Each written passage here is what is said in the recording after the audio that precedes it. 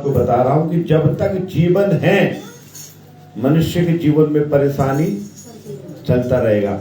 और मनुष्य का जीवन कभी एक सा नहीं रहता, कोई मनुष्य का जीवन एक सा नहीं रहता। और आप देखिए अपने फोटोग्राफ्स को देख लीजिएगा, आपके फोटो भी एक से नहीं रहते। कभी आप बहुत हेल्दी हो जाते हैं, कभी आप बहुत पतले होते हैं। कुछ हालेलुया, कुछ बच्चे लोग पुराने लोग ऐसे बोलते रहते हैं कि पादी साहब, एक व्यक्ति मुझको देखा, उसने मुझे देख के बोला आप थोड़ा सा मोटे नहीं हो गए क्या? और वो क्यों बोल रहा है? क्योंकि वो 25 साल पहले उसने मुझे देखा था बहुत पतला था, है अभी बहुत मोटा हो गया। और जिसने मुझे मोटा देखा है और उसने पतला वाला फोटो देख के बोलेगा अच्छा ये तुम हो क्या है?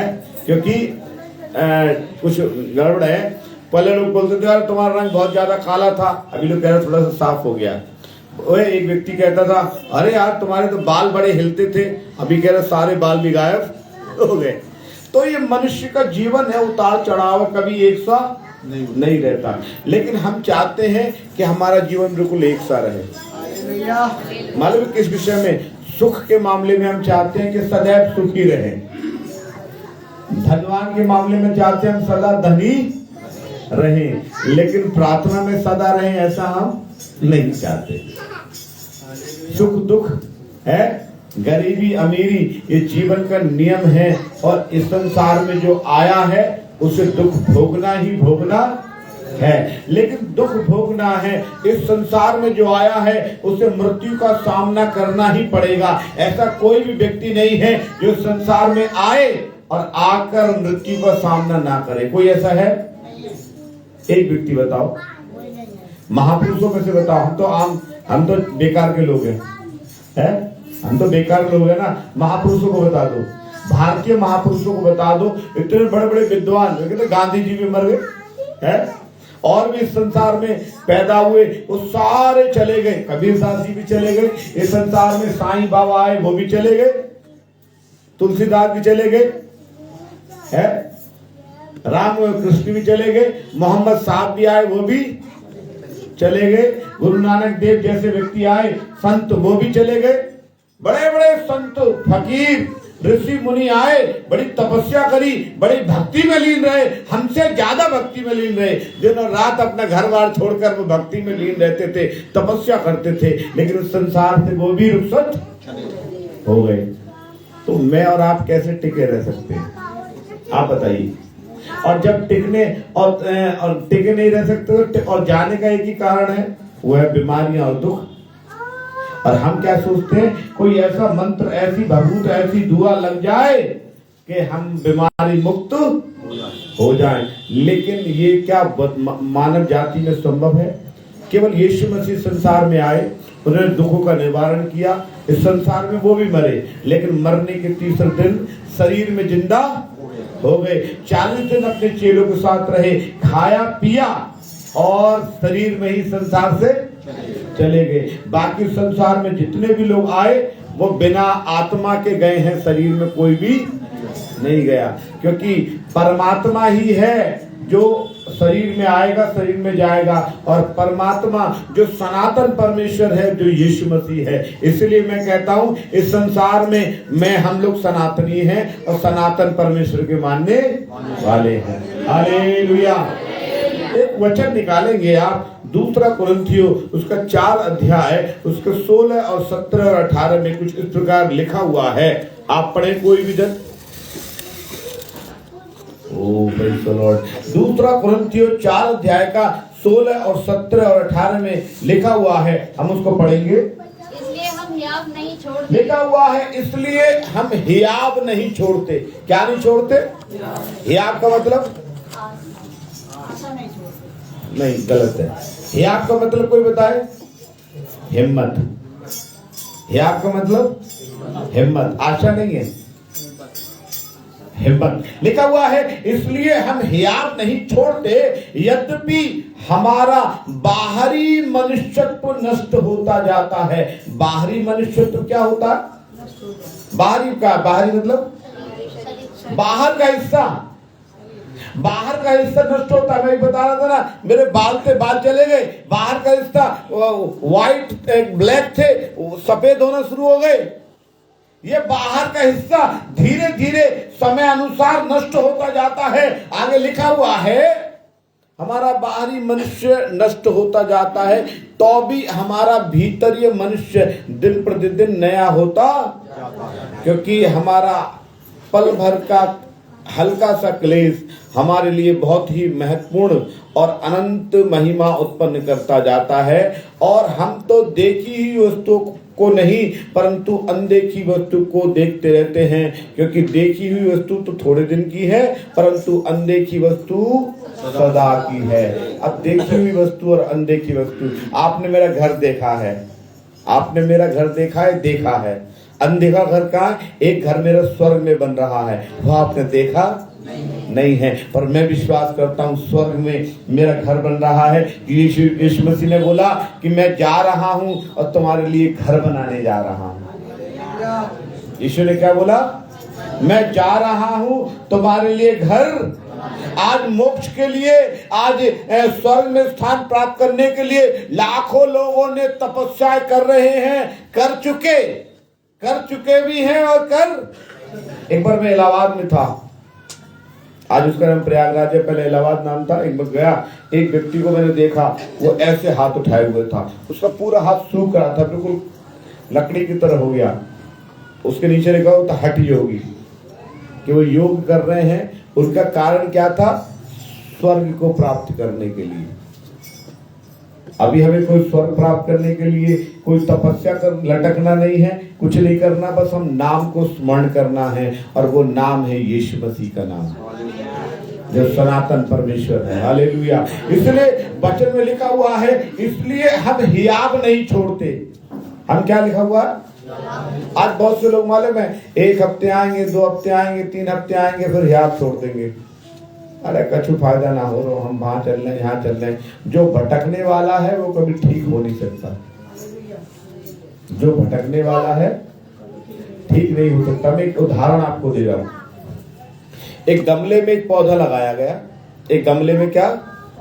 एक पौधा लगाया, तो थोड़ा सा पनपा, हम बहुत पानी डाल रहे, बहुत पानी डाल रहे, पनप ना रहा हूं। जब उखाड़ के दूसरा गमला में लगाएंगे, उसमें फिर थोड़ा सा किया, अरे बहुत दिन हो गए ना, फूल आ रहा है, इसमें कुछ नहीं आ रहा।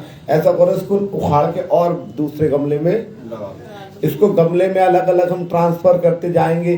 क्या ये पनप जाएगा, सूख के मर जाएगा?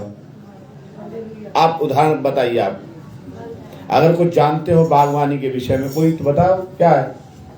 जितना हम पौधे को गमले से गमले ट्रांसफर करेंगे, उतना ही ये पौधा की जड़ कमजोर हो जाएगी, सूख जाएगा और बेकार हो जाएगा। क्योंकि पहले में तो वो स्ट्रांग हो जाता है, तो जड़ पकड़ लेता है, दूसरे में थोड़ा और हल्का हो जाता है, तीसरे में बिल्कुल बेकार हो जाता है। वैसे विश्वासी लोग हैं, कभी एक चर्च में जा रहे हैं, कभी दूसरे चर्च में जा रहे हैं, कभी तीसरे चर्च में जा रहे हैं, कभी एक की दिया बाती आरती कर रहे हैं, फिर कभी दूसरे का नाम जप रहे हैं, तीसरे की कुछ और माला जप रहे हैं, और उनको समझ में नहीं आता कि नाम जपे कि माला जपे कि दिया बाती करे तो करे क्या। इट मीन्स लास्ट में क्या है? कछु ना रखो सब में, अरे मैंने सब करके देख लियो। भाई तू इतनी जगह भागा, तू एक जगह स्थिर नहीं रहा। एक जगह स्थिर होना जरूरत है। और जब तक आप और मैं प्रार्थना में स्थिर नहीं होंगे, प्रभु यीशु मसीह में स्थिर नहीं होंगे, आप भटकते रहिए, जिंदगी भर भटकिए। आपको कोई अगर जिंदगी में संतुष्ट हो जाए, तो अगर मेरा जीवन काल रहा तो आप मुझे बता के आके जरूर बताइएगा कि हम 10 जगह गए और बड़े हम संतुष्ट थे। जो एक जगह से संतुष्ट नहीं है वो 10 जगह से संतुष्ट नहीं होगा। और हमारा जीवन काल में, तो कोई बच्चा बहुत बात कर रहा है सर, हमारे जीवन काल में हमें इस बात को देखना है कि हम गमला टू गमला ट्रांसफर होने की जरूरत नहीं है कि आज एक चर्च में आ रहे हैं दूसरे चर्च में जाएंगे, गमले से गमले ट्रांसफर होने की जरूरत नहीं है। आप जो पौधे हैं सूख जाएंगे, इसीलिए वचन ऐसा बता रहा है मेरे प्रियो, ऐसा लिखा हुआ है, इसलिए हम हियाव नहीं छोड़ते। आपने हिम्मत हार चुके हैं, आप बीमारी से हिम्मत हार चुके हैं, आप जी हाँ हार चुके होंगे। लेकिन मैं आपको बताना चाहता हूं, देखिए मैं कुछ लोगों के बाइबल से नाम बता सकता हूं। एक विधवा स्त्री थी, लूका 18 अध्याय में कहानी है, लिखा हुआ यीशु मसीह ने उससे बोला, हियाब नहीं छोड़ना, सदैव प्रार्थना में लगे रहना। हियाब, हिम्मत नहीं हारना, प्रार्थना में लगे रहना। प्रार्थना में लगे रहना ही आपका कर्तव्य है। जब आप 2 साल के थे, मैं कहता हूं जब आप 1 महीने के होंगे, जब आप 2 महीने के होंगे, आप बीमार पड़े, आपके माँ बाप डॉक्टर के पास लेके गए, उन्होंने दवाई दिलाई। आप 6 महीने के हुए, फिर सर्दी जुकाम हो गया, आपके माँ बाप डॉक्टर के पास लेके गए, फिर दवा दिलाई। फिर आप 1 साल के हो गए, फिर बीमार पड़ गए, फिर ले गए। फिर 3 साल के हो गए, फिर 6 साल के हो गए, फिर दवा दिलाई। क्या दवाई जिंदगी भर खत्म हो जाती है क्या? किसी की हुई हो? एनबडी? कोई ऐसा है यहाँ पर कि साहब जब मैं पैदा हुआ, मेरी माँ बता रही, मैं 6 महीना का हूं, मुझे नमूनिया हो गया था और मैंने दवा खाई, उस दवा खाने के बाद, जो 6 महीना के बाद, आज तक मैंने नहीं खाई।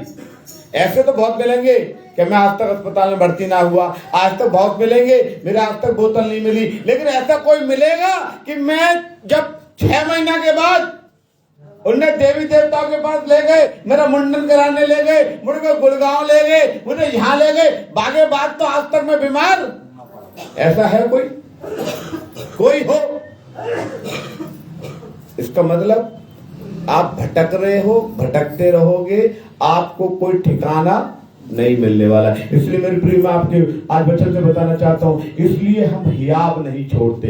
एक विधवा थी, वो बड़ी परेशान थी और बड़ी परेशान थी। वचन में लिखा हुआ है कि यीशु मसीह ने उस विधवा का उदाहरण दिया कि एक राजा उसकी सुन नहीं रहा है, लेकिन वो प्रतिदिन जा रही है और अपनी प्रार्थना उस राजा के सामने रख रही है।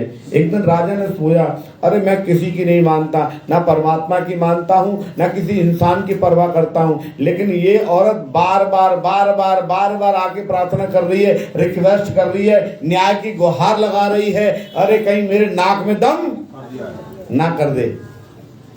नाक में दम हो गया उसका, और लास्ट में उसने उसकी प्रार्थना को, अगर वो कहती 1 बार जाती, 2 बार जाते, कछु ना रखो, मैं तो 3 बार गई, राजा के पास सुनी ना रहूं। कभी जीवन में अपने न्याय को प्राप्त नहीं, आपको कुछ प्राप्त करना है तो लगातार प्रार्थना में बने रहना पड़ेगा। एक व्यक्ति और थे जिसका नाम याकूब है, वचन में लिखा हुआ है, उसने अपनी आशीषों को प्राप्त करने के लिए रात भर परमेश्वर से प्रार्थना की, जिसे मलयुद्ध कहा गया बाइबल में। रात भर प्रार्थना की और उसकी प्रार्थना का एक ही था, परमेश्वर जब तक तू मुझे आशीष ना दे दे, मैं तुझे छोड़ूंगा नहीं। हालेलुया। आपकी प्रार्थना कब तक है? जब तक मुझे आशीर्वाद दे दे, मैं छोड़ूंगा नहीं, और आशीर्वाद देते मैं आऊंगा नहीं, प्रार्थना करूंगा नहीं, क्योंकि मुझे मिल गया, फिर आऊंगा बाद में जब प्रॉब्लम होगी, फिर बाद में प्रॉब्लम होगी। एक महिला हम मेरे पास आई, उसके बच्चे को मोती जला, जिसे टाइफाइड कहते हो, बिगड़ गया, और जब मोती जला बिगड़ गया, वो बच्चों को लेके आई और बच्चों को ला के उसने लिटा दिया। रो रही थी, बहुत रो रही थी। मैंने बोला क्या हुआ बहन जी, क्या हुआ? अरे पाल साहब देखो देखो क्या हो गया। और मालूम में डॉक्टर ने उसको बोल दिया कि ये मरने वाला है, बर्फ की सिल्ली मंगा लो। सच बता रहा हूँ। और बाद में मुझे ऐसा लगा कि उसकी नब्ज टूट गई, उसको बर्फ की सिल्ली पे लिटा दिया गया। मैं बड़ा बेचैन हो गया कि ये कैसे हुआ, लेकिन हम प्रार्थना करते रहे, प्रार्थना करते रहे, प्रार्थना करते रहे। अचानक से वो बच्चा उठ के बैठ गया, अचानक उठ के बैठा। उसकी माँ का नाम पुष्पा है। अचानक उठ के बैठ गया, वो खुश हो गई, आनंद करने लगे, प्रार्थना आराधना करने लगे। कोई समय बीतने लगा, समय बीतने लगा, समय बीतने लगा। कई साल हो गए, 2 साल, 10 साल, 11 साल। 11 साल के बाद वो बच्चा दोबारा बीमार पड़ा, भयानक बीमार पड़ा, भयानक बीमार पड़ा। और जैसी बीमार पड़ा, उसको फिर याद आई कि एक जगह हम लेके गए थे। वो दोबारा आई।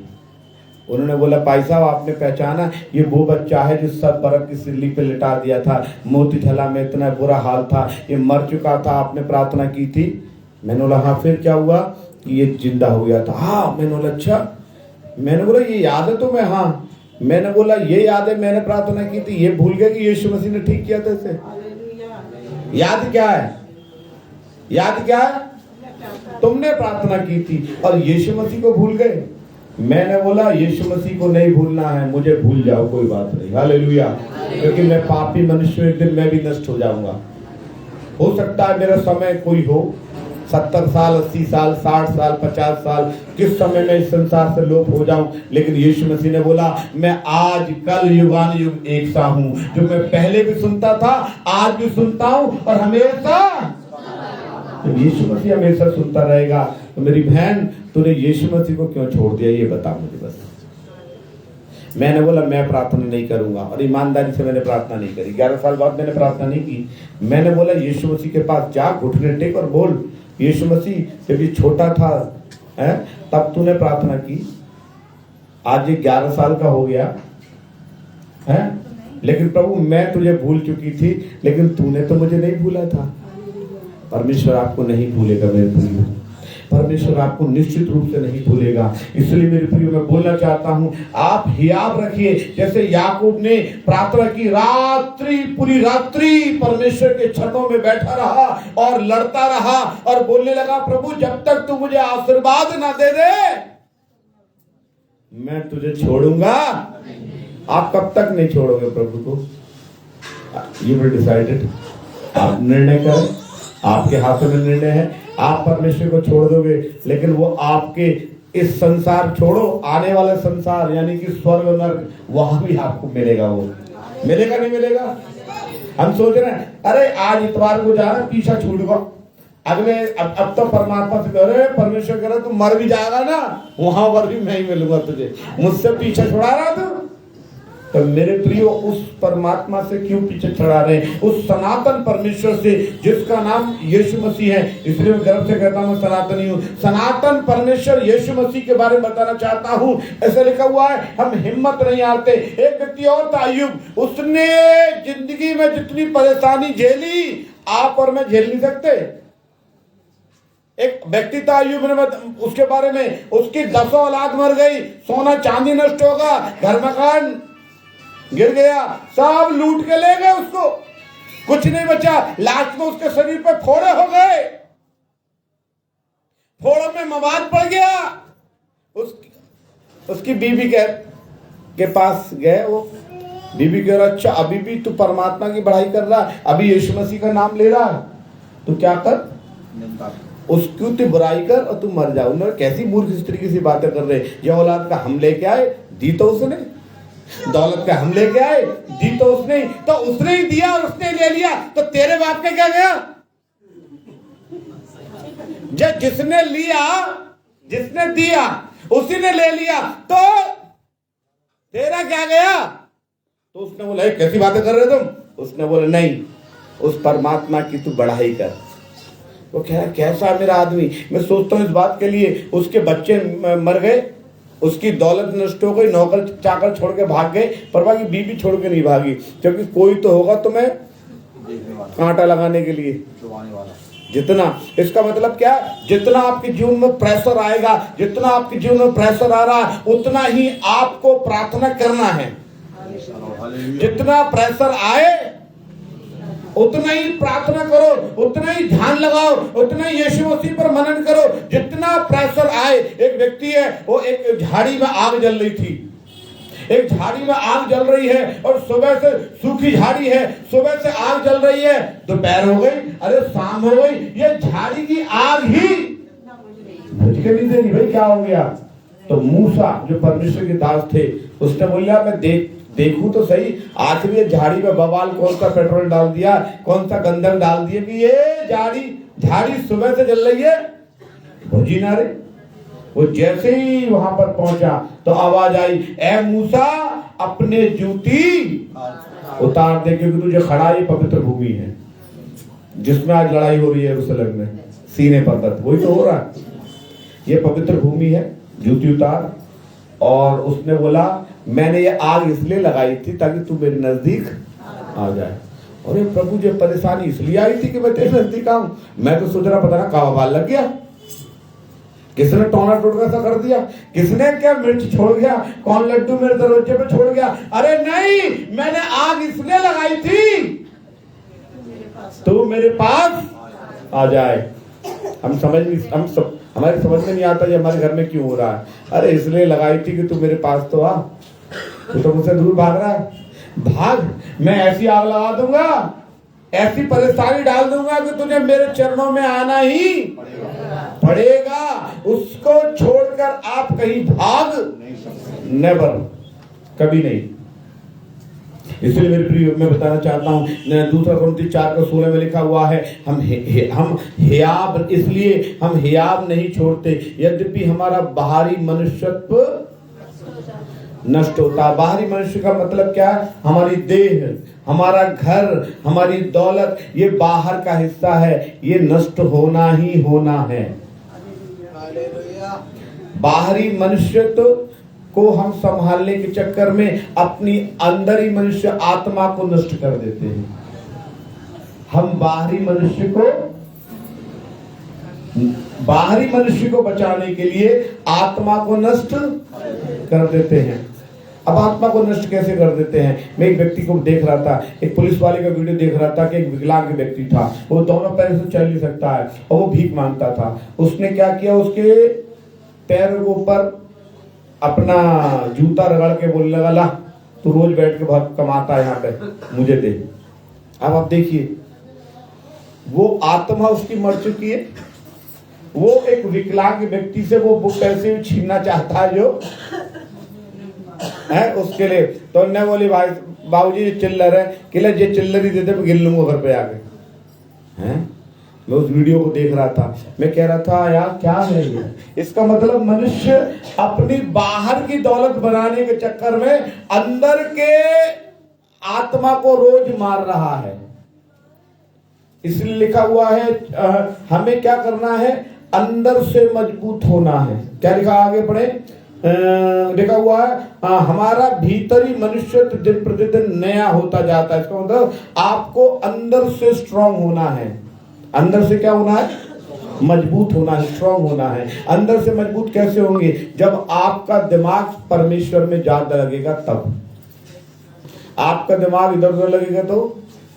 कई लोगों से हम कहते हैं प्रार्थना किया करो, प्रार्थना किया करो, प्रार्थना किया करो, अपने घर में बैठ के प्रार्थना कियो, अकेले में बैठ के प्रार्थना करा करो। और अकेले में जाता है वो, और कभी जाति वाला देखता, कभी घड़ियां देखता, कभी इधर देखता। और मैं तो कहूँ प्रार्थना में जाओ तो मोबाइल लेके कृपया मत जाओ।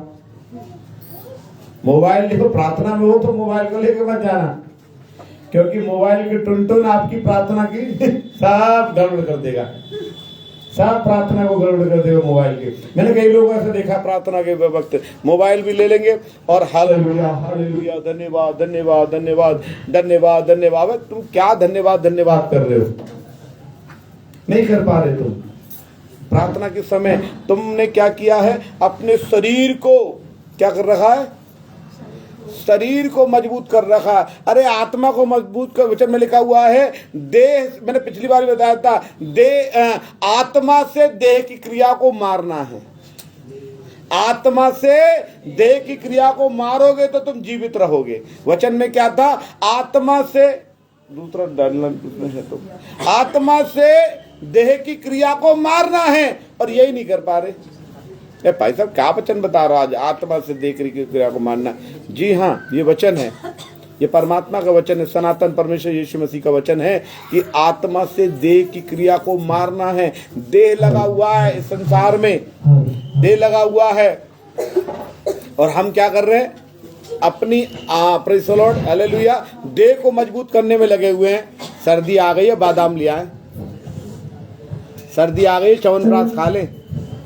सर्दी आ गई है, कुछ ऐसा हेल्दी खाएंगे। सर्दी आ गई है, अरे तो देह को मजबूत कर रहे हो, करो, उसमें कोई मैं बुराई नहीं कह रहा कि आपका देह अच्छा रहना चाहिए, लेकिन आपकी आत्मा भी तो मजबूत होनी चाहिए। आत्मा के लिए कितना घंटा एक्सरसाइज करते हो?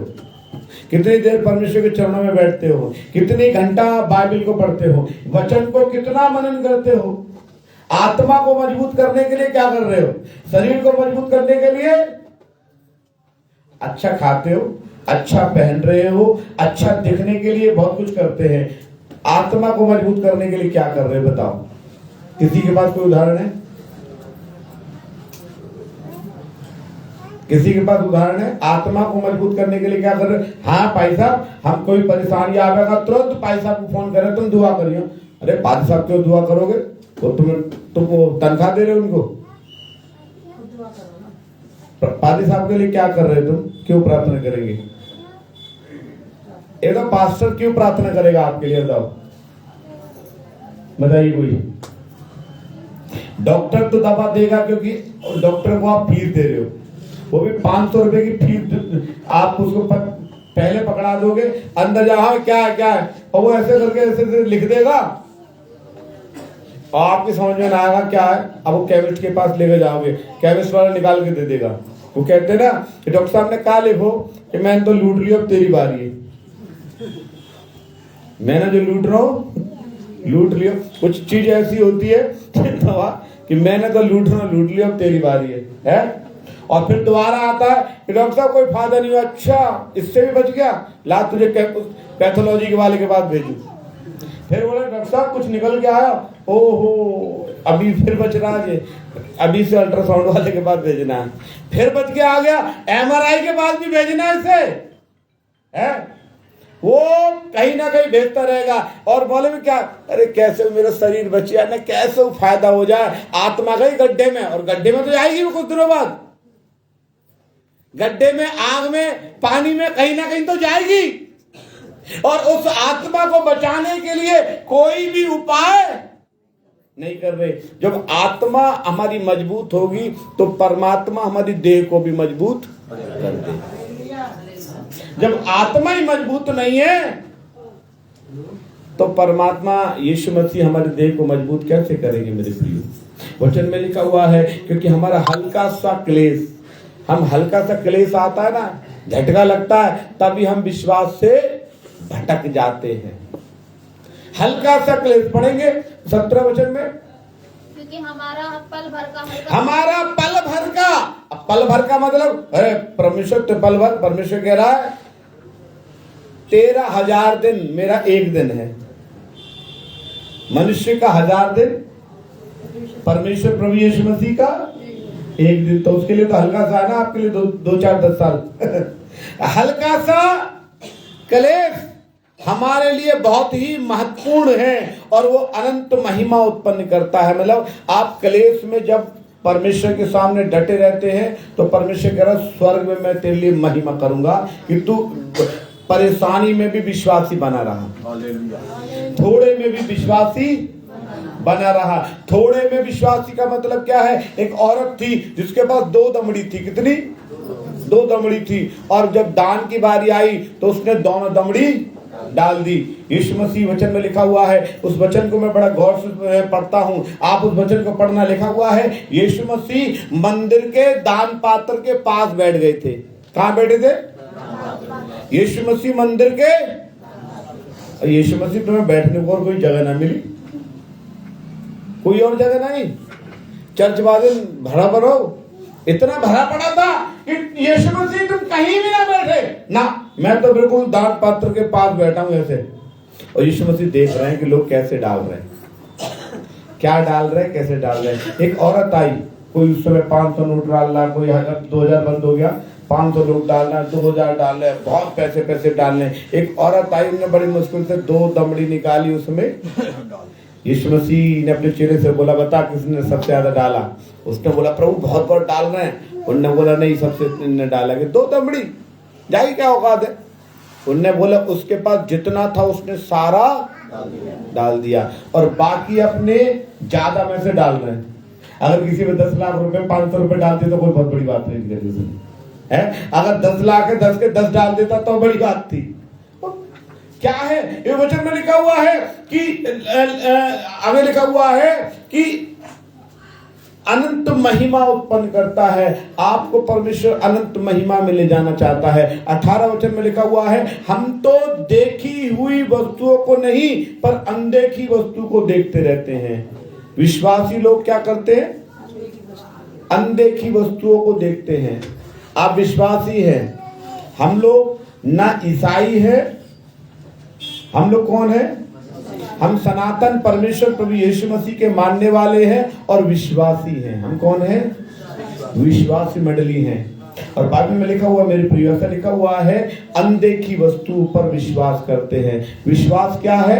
अनदेखी वस्तुओं को मानना ही तो विश्वास है। परमात्मा दिखाई नहीं देता पर हम विश्वास करते, यही तो अनदेखा है। मैं कई लोगों को एक उदाहरण देता हूं। अगर गर्भवती महिला जिसका 7वां महीना, 8वां महीना, 6ठा महीना चल रहा है, अगर उसके पास जाके अगर कोई बोले गर्भवती महिला कि मेरे पास बच्चा है, हम विश्वास कर सकते? हाँ या ना? मेरे पास बच्चा तो है, उसके पास, झूठ नहीं बोल रही। गर्भवती महिला भाई, उसका पेट बता रहा है उसके पास क्या है? बच्चा 6 महीने है, 7 महीने है, 8 महीने है, 9 महीना लगने वाला है, लेकिन वो प्रकट नहीं कर पा रही। प्रकट कब होगा? अपने समय पर। वैसे परमात्मा ने भी आपके लिए आशीष बरकतें रखी हुई हैं, आपके लिए चंगाई रखी हुई है, आपके लिए भलाई रखी हुई है। अरे 9 महीने कष्ट में तो बिताओ। और एक महिला को बहुत पीड़ा होती है गर्भवती अवस्था में, जब बच्चे को जनती है, जन्म देती है, बहुत पीड़ा होती है। कहते हैं कि हड्डियों को टूटने, जैसे कोई हड्डी टूट जाती है, इतनी पीड़ा होती है महिलाओं को डिलीवरी में। लेकिन जैसे ही बच्चा उसकी गोद में आता है, वो पीड़ा भूल जाती है, पीड़ा चुटकी में खत्म हो जाती है। आप पीड़ा में जिंदगी जी रहे हैं, लेकिन वो अनदेखे परमेश्वर को जब आप विश्वास करते हैं, प्रार्थना में कंटिन्यू लगे रहते हैं, तो आपका जो जितना भी क्लेश है, परमेश्वर कुछ समय बाद पल भर में खत्म कर देगा। लेकिन कम से कम जैसे एक महिला 9 महीने अपने बच्चे का इंतजार करती है, अरे आप कितने महीने घुटने पे टेक के प्रार्थना कर रहे हो? कितने महीने हो गए घुटने टेक के प्रार्थना करते करते? अरे घुटने ना टिक रहे, पालती मार के प्रार्थना करो। अरे कितने एकांतवास में जाकर आप प्रार्थना कर रहे हो यीशु मसीह के नाम से, थोड़ा सा मनन तो करो। लिखा हुआ है कि और हम देखी हुई वस्तुओं को नहीं परंतु अनदेखी वस्तुओं को देखते रहते हैं, क्योंकि देखी हुई वस्तु तो थोड़े दिन की है, परंतु अनदेखी वस्तु परमेश्वर ने स्वर्ग रखा हुआ है, ये अनदेखा है, सदा का है। ये सदा की चीजों के चक्कर में रहो। प्रभु जी एक मोबाइल दिला दे, परमेश्वर एक कार दिला दे, परमेश्वर एक मोटरसाइकिल दिला दे। हमारी गांव की भाषा में कहते हैं, मरवाना लौंडा तो ले लो हीरो होंडा, है? वो कहते हैं हमारे, मरवाना लौंडा तो ले लो हीरो होंडा, और मरवाना परिवार तो ले लो मारुति कार। कहते हैं ना वो प्रभु जी, कह रहे ये हल्का सा है भाई, हल्का सा, ये थोड़े से दिन की चीजें हैं, हमेशा की चीज बनी रहे वो है परमेश्वर की कृपा आपके ऊपर हमेशा बनी रहनी चाहिए, ये महत्वपूर्ण है। Hallelujah, hallelujah. मैं आपको एक हल्का सा उदाहरण बता सकता हूँ। मैं कल राया गया, राया के पास एक गांव है, उधर गांव का नाम ही उधर है, राया के पास। मैं गया, बड़ी कष्ट में गया, मैं कष्ट में राया पहुंचा। आप सोचिए, मैं कभी वो जो क्या होता है, वो एक गाड़ी होते है ना, जो आजकल बहुत से लोग जाते हैं गंगा जी नहाने के लिए, तो बिठा लेते हैं, खड़े होकर जाते हैं, क्या कहते हैं उस गाड़ी को? सामान ढोने वाली गाड़ी है, हाँ समथिंग, उसमें खड़े होके गया। अब मुझे खड़े होने का तो शौक नहीं, और आप सोचिए, और लोगों के फोन आ रहे, औरों के फोन आ रहे, भाई साहब फोन नहीं उठा रहे, और एक व्यक्ति तो इतना फोन कर रहा है कि 6 फोन कर लिए। अब दोनों हाथ से तो पकड़े हुए फोन बज रहा है, कैसे उठाऊं? उसने मेरी ससुराल फोन कर दिए, अरे पाजी साहब यार अपने जीजा को मिलाना फोन, यार मेरा फोन नहीं उठा रहे। उन्होंने मेरी वाइफ को फोन कर दिया, अरे मेरे जीजा मेरा भी फोन नहीं उठा रहे। वाइफ भी फोन कर रही है, वो भी 2-3 फोन कर लिया, फिर मेरी माँ का भी फोन आ गया, फिर पप्पू भाई का भी फोन बज रहा है। और पप्पू भाई तो जब फोन करते हैं ना, तो एक शब्द बोलते हैं, सोते हुए करते हैं। क्या सो रहे हो? तो क्यों बोलते हैं, क्यों बोलते हैं ऐसा? है क्योंकि ये सो रहे हैं ना, तो सोते जैसा व्यक्ति होता है वैसे ही बहुत करता है। उसे मालूम है तो पादरी आदमी तो एक्टिव रहेगा, लेकिन वो क्या तुम सो रहे हो? भैया मैं कहाँ सो रहा हूँ ना, हंस रहा हूँ, मैं क्या कर रहा हूँ, रो रहा हूँ।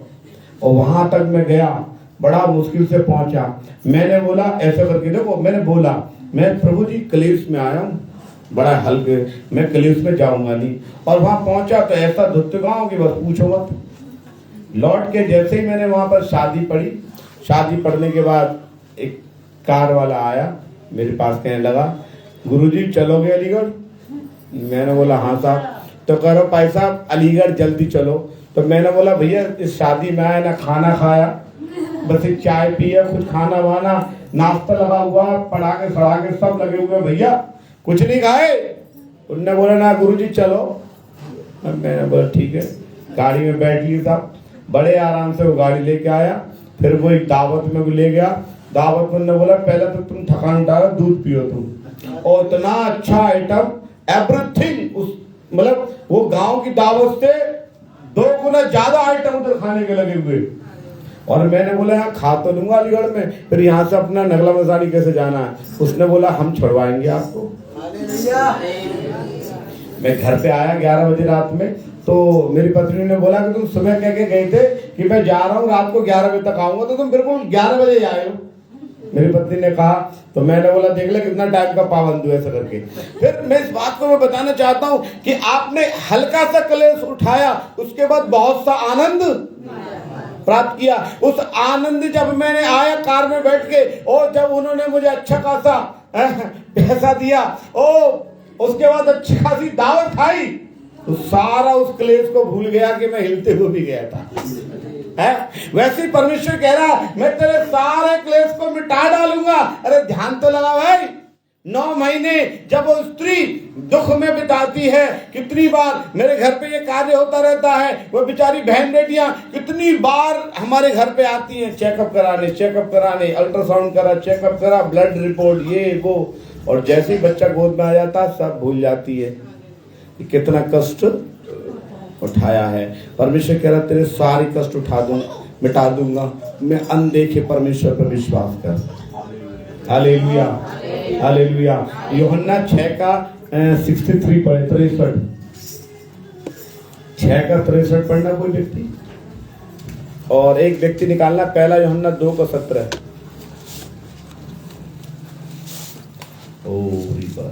आत्मा तो जीवनदायक है, लिखा हुआ है आत्मा तो जीवनदायक है, शरीर से कुछ लाभ नहीं होगा। आपको शरीर से कोई फायदा होने वाला नहीं है, इसलिए आत्मा यानी यीशु मसीह जो जीवनदायक है उस पर ध्यान करते रहें। एक वचन और पढ़वा रहा हूँ, पहला यूहन्ना 2 का 17, उसमें कुछ इस प्रकार लिखा हुआ है, संसार और उसकी अभिलाषाएं दोनों मिट जाती हैं, पर जो परमेश्वर की इच्छा पर चलता है वो सर्वदा बना। जो संसार है और उसकी अभिलाषाएं हैं वो दोनों एक दिन नष्ट हो जाएगी, लेकिन जो परमेश्वर की इच्छा पर चलेगा वो सर्वदा बना रहेगा। तो ये जरूरी है मेरे प्रियो, हियाब बांधकर परमेश्वर की इच्छा पर चलें ताकि आप सर्वदा बने रहें और उस अनदेखी आशीषों को अपने जिंदगी में प्राप्त कर पाएं। परमेश्वर आपको आशीष करे। आपको अंदर से स्ट्रांग होना है। बाहर से आप बहुत दिन आवे प्रार्थना करते करते, अब अंदर से मजबूत होने का एक ही तरीका है, आप कितनी देर अंदर से मजबूत होने के लिए प्रयत्न करते हैं। रात में बहुत से लोग बादाम गला देते हैं, सुबह खाते हैं। रात में आपने कितना वचन को गला के सुबह खाया है ताकि आप अंदर से मजबूत, और जब अंदर से मजबूत हो तो नेचुरल परमेश्वर की आशीष से आपकी जिंदगी में ठहरने पाएगी। ठीक है, हम प्रार्थना करें। पवित्र पिता, हम प्रार्थना करते हैं इस मंडली के लिए, इस मंडली के लोगों के लिए। परमेश्वर, आज परमेश्वर हमने वचन का प्रचार इनके जीवन में किया है। इस वचन में कोई मिलावट नहीं है प्रभु जी, जो आपकी ओर से मिला वो आपकी ओर से परमेश्वर दे दिया है प्रभु जी। पिता, तमाम देखने वाले सुनने वाले पर आशीष हो प्रभु जी, आपकी असीम कृपा इनके ऊपर होने पाए परमेश्वर प्रभु जी, ताकि आपको परमेश्वर वचन के अनुसार प्रभु जी ये अनदेखी वस्तु और अद्भुत आशीष इनकी जिंदगी में मिलने पाए। प्रभु यीशु मसीह के नाम से मांगते हैं, आमीन।